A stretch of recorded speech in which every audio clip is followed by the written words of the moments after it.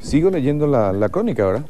Dice que en el 2008 aparece Héctor Vidal Garay Peralta, quien compra 9.104 hectáreas de los mencionados orientales según Escritura Pública 1 y 2 del 17 de abril. Y oficializado en la escribanía de Darwin Antonio Bauzá Vérguez. Y meses después, en diciembre, ya se presenta, revende el inmueble a Tierra de Negocios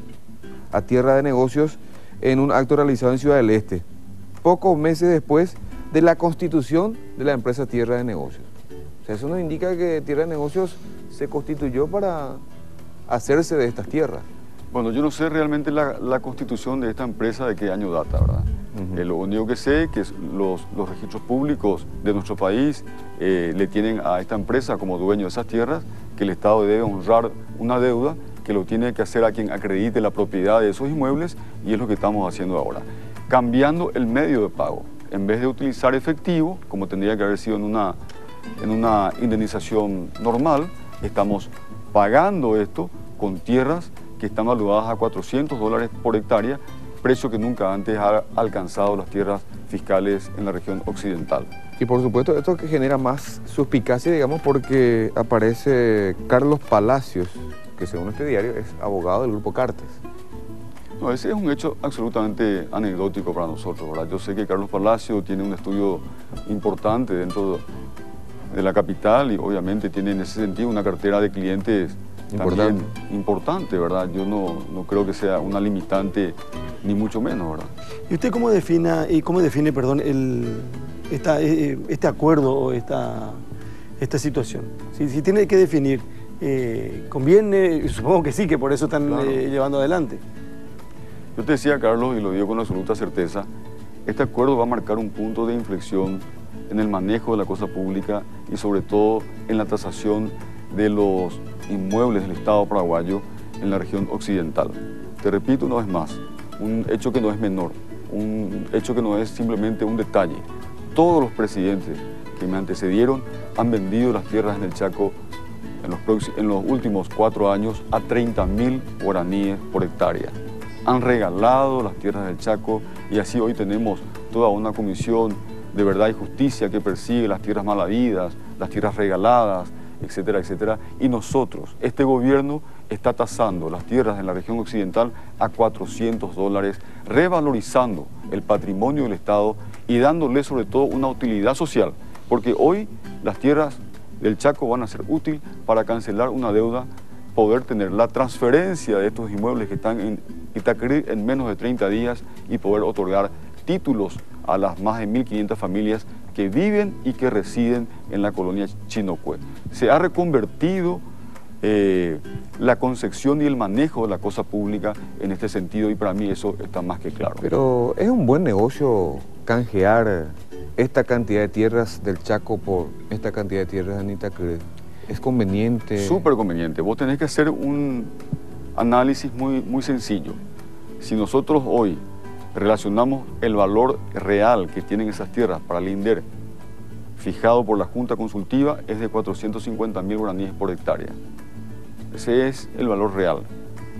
Y estamos pagando a 11 millones guaraníes por hectárea, precio fijado en el año 2011 por el MOPC, unas tierras que tienen un valor mercado de casi $17.000 por hectárea. ¿En qué zona del Chaco están estas tierras a ser canjeadas? Están al noroeste de Boquerón. Boquerón. Ya con el límite con Bolivia, ¿verdad? Bien hacia el norte. Acá yo sigo mirando esto y a veces habla de documentos que revelan irregularidades en los papeles de la empresa de referencia y numerosas aristas suspicaces que aún nadie aclara, dice. A veces miente descaradamente y yo creo que no sé cuál sería el interés de su colillo en este tema, ¿verdad? No creo que sea una cuestión que nosotros tenemos con Pero una ¿por qué usted no responde nomás a lo que dice, pues, sin entrar a hablar de interés que pueda tener uno u otro? Acá están los documentos, he traído, están de libre acceso para cualquier ciudadano, para la prensa. Los documentos son claros, hay dictámenes, hay registros, estudios periciales, es decir, todos los análisis que se podrían haber realizado con respecto a los títulos fueron hechos. Nosotros no tenemos una sola duda. Yo quisiera que el diario, ABC Color, no solamente afirme presunciones que ellos tengan, sino que demuestren fehacientemente dónde está la falencia de la transacción o del acuerdo que estamos llevando a cabo. Porque si ellos dicen, se presume o existirían documentos falsos y no demuestran cuáles son, nosotros ni siquiera tenemos la posibilidad de verificar esa documentación presumiblemente falsa o nula, como ellos dicen. Si ellos dicen que hay un título nulo y yo tengo acá el título legítimamente inscrito en los registros públicos, obviamente la presunción del diario ABC carece de valor. Por lo tanto, es absolutamente desestimada por nosotros, ¿verdad? Por último, y quiero insistir nada más, bueno, no quiero que sea una guerra entre lo que dice uno y lo dice otro, sino que en el ánimo de querer conocer y entender lo que sucede. Dice, la ley 2327, voy a leer bien, la ley 2327/03, que expropia a favor del INDER las 4.500 hectáreas de la finca número 9383 de Itacurú, Alto Paraná, declaró como latifundio improductivo esa extensión de tierras conforme se desprende el artículo 2º. Eso significa que al momento de la compra realizada por tierra de negocio el inmueble ya era del Estado paraguayo, por lo que todo título surgido después adolece de nulidad. Ahí hay un error, hay un error que me parece hasta infantil. Cuando se procede a la expropiación a través de una ley devenida del Parlamento Nacional, las tierras no pasan a ser todavía del Estado paraguayo. Esa ley se perfecciona recién con la cancelación de la deuda. A partir de ahí se procede a la transferencia en los registros públicos y esas tierras sí pasan a formar parte del patrimonio del Estado. Ese es un error conceptual, por ejemplo, que un estudiante de primer curso de Derecho no puede tener. Está clarísimo. Las tierras pasan a ser parte del patrimonio del Estado cuando se perfecciona la ley de expropiación con el justo pago. ¿A quién? A quien acredite tener la propiedad del inmueble. Presidente, y en ese caso se recurre a los registros públicos para saber quién acredita fehacientemente y legítimamente la propiedad de esos inmuebles. ¿Hay documentos? ¿Cómo usted tiene información de en qué época los chinos, los dueños, salieron del país y dejaron sus tierras? ¿Luego de la expropiación o antes de la expropiación? En el año 2003, 2002, una cosa por el estilo, sí. Porque si hay un contrato de compraventa, me imagino que los chinos tuvieron que haber firmado la compraventa. Claro, lo que hay... Cosa que aparentemente no existe. No, sí, existe un poder otorgado, repito, en el consulado de Los Ángeles y en el consulado de Tokio. Esos poderes, nosotros pedimos un dictamen a la Cancillería para saber la validez a profundidad de esos poderes, y la Cancillería ratifica la validez y sobre todo la legitimidad de los poderes otorgados a nivel consular. Así que sobre ese tema no tenemos ninguna duda. ¿Esas tierras no estaban hipotecadas?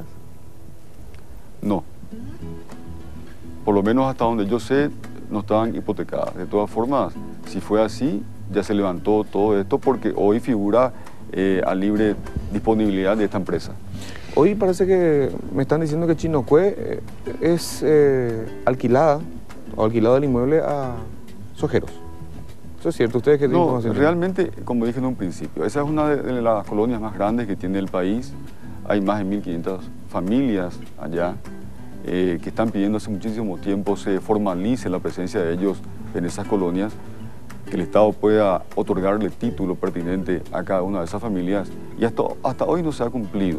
Ese es un foco de crisis importante dentro del país a nivel social y a nivel de tierras. De que exista esta posibilidad que estás mencionando, Aníbal, ese es un pasivo que vamos a poder solucionar recién cuando cambiemos la cultura rural que existe también. Hoy en día la venta y la compra de derecheras es una realidad que no podemos tapar con un dedo. ¿Está muy seguro usted de lo que se está haciendo? Absolutamente seguro. Absolutamente seguro, porque se ha hecho todo este estudio con gente de primer nivel, con gente que no va a perder su prestigio a nivel nacional, incluso por una transacción cualquiera, gente que entiende lo que está haciendo y que ha dictaminado fehacientemente. Quiero decir, el primer dictamen de este proceso hemos tenido en octubre del año pasado, que aquí está en mi poder. Es decir, el proceso de acuerdo y de negociación que se tuvo con esta empresa no se hizo en un par de semanas. y fueron muchos actores quienes participaron de este proceso, empezando por el mismo procurador que ha dictaminado positivamente en derecho que esto se está haciendo efectivamente como corresponde. En ese sentido, no nos queda absolutamente a nosotros ninguna duda. Representa sí un caso extraño, entre comillas, y subrayado, porque nunca antes se ha precautelado tanto y se ha defendido tanto el patrimonio del Estado paraguayo, y nunca antes, sobre todo, se ha vendido las tierras de la región occidental a un precio de $400 por hectárea. No solamente, repito, estamos precautelando el activo patrimonial del Estado paraguayo, si estamos al mismo tiempo también revalorizando estas tierras que nunca alcanzaron este precio. Gracias por venir. Muy gentil. Muchas gracias, Carlos. Presidente del INDER, muy Gracias, amable. presidente. Chino Cue, este tema del que se habla y mucho en estos días, en La Lupa esta mañana.